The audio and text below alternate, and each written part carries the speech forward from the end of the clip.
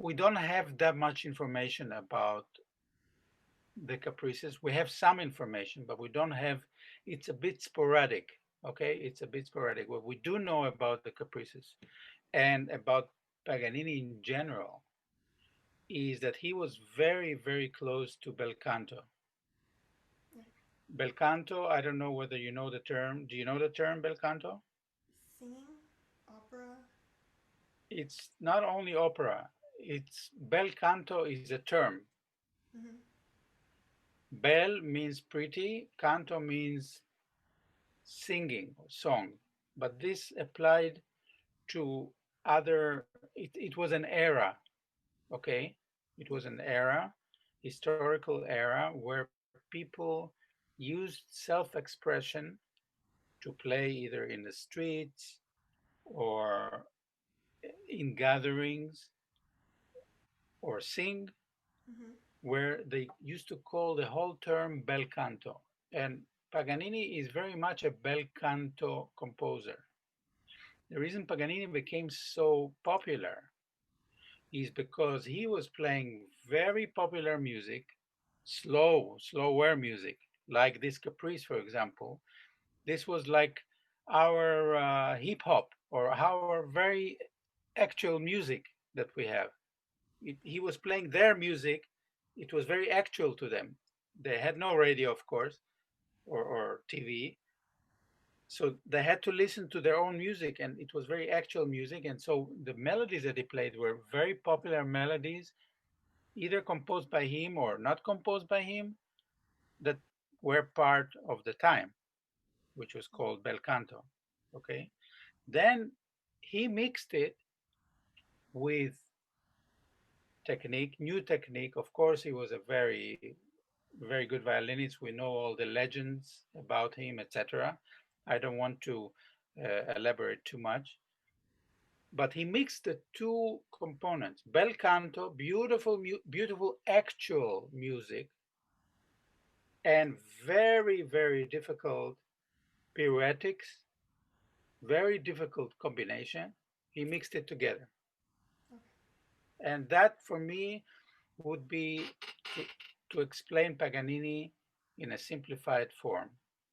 Don't forget that composers like Brahms, Schumann, Rachmaninoff thought that his melodies were so simple and genius that they decided to write variations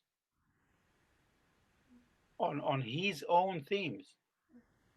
Okay, Mm-hmm. so those are very popular um, melodies of the time. Maybe today they sound a little strange to us. Still, I can tell you, I have tried to compose caprices, and I can tell you, the more I tried, the greater admiration I had for Paganini, because it seems as if it's not so difficult to write or to compose. It's extremely difficult to compose. And you need to have a stroke of a genius and a real great sense of melody. Good enough for Brahms, good enough for Schumann, good enough for Rachmaninoff to to adapt it.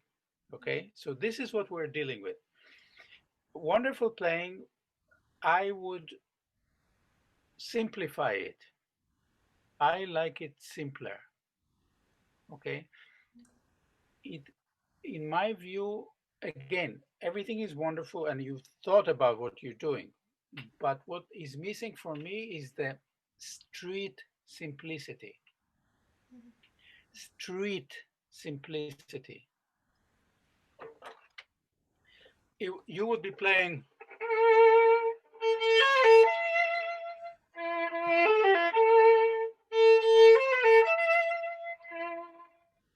and I just think of it as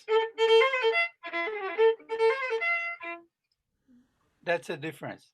This is the only thing that I found for me to make it worthwhile for you to consider. Okay. Okay, it needs to be somehow simpler because it somehow comes from the street, you know.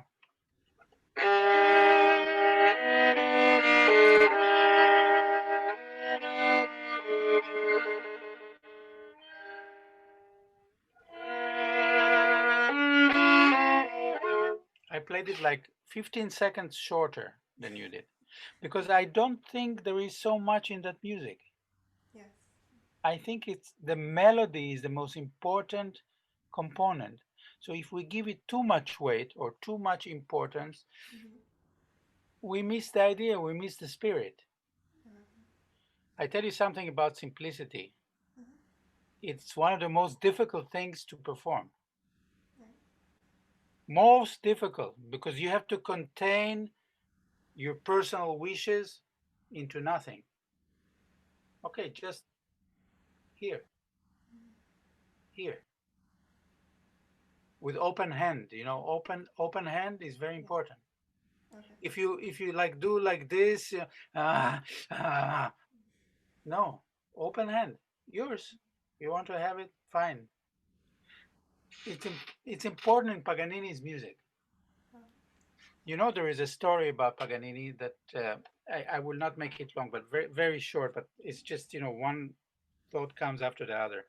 He was walking once down the street and he saw a beggar was Mm-hmm. playing the violin not very well, and he had just one coin. And he felt sorry for him. He said, "Come on, give me your violin." He stood there, started playing, and of course, in few minutes, big crowd came in. A lot of money was poured in to this beggar's thing, and before anybody could acknowledge or understand that he was playing, he was already gone. He gave him the violin and he was already gone. He disappeared. It's a true story and it's an important story. Maybe to understand, the giving thing. Right. Okay? You have to have some sort of humility, Mm-hmm. some sort of forthcoming gratitude when you play this music.